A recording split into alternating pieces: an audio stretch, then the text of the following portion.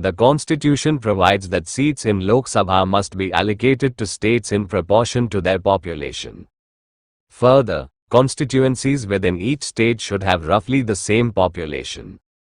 It requires that constituencies should be redrawn, also called delimited, after each census. Similar provisions apply to the state assemblies. Through the 42nd Constitutional Amendment in 1976, the total number of seats of each state in Lok Sabha and the total number of seats in state assemblies was frozen based on the 1971 census.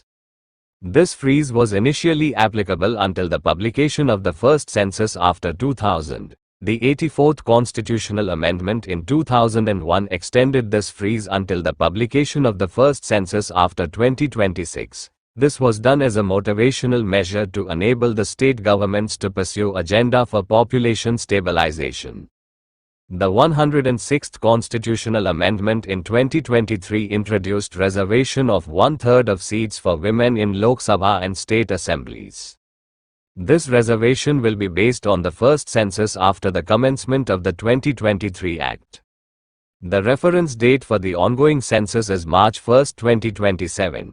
Considering that the next Lok Sabha elections will be held in 2029, it is unlikely that delimitation exercise based on the 2027 census will be completed before the 2029 elections. This would imply that reservation for women will not apply to the 2029 Lok Sabha election. The last Delimitation Commission was constituted in 2002, and its orders were finalized in 2008.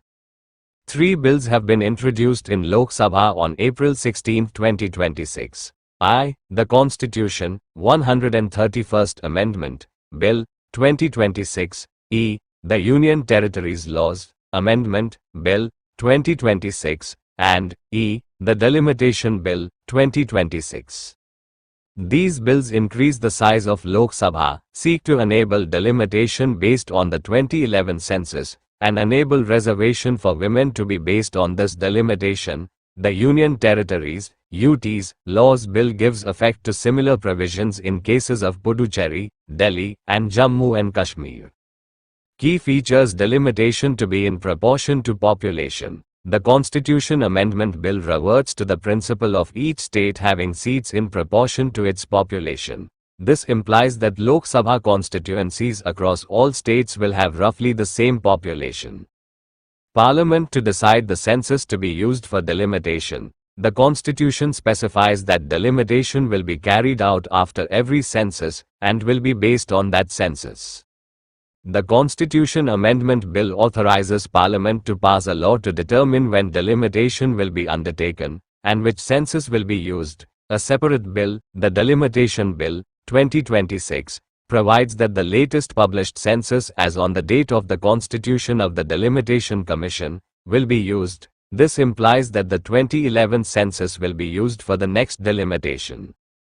Increase in the maximum number of seats in Lok Sabha. The Constitution provides that Lok Sabha will have a maximum of 550 members with up to 530 members from states, and up to 20 members from union territories. The Constitution Amendment Bill increases the maximum number of members to 850, with up to 815 members from states, and up to 35 members from union territories.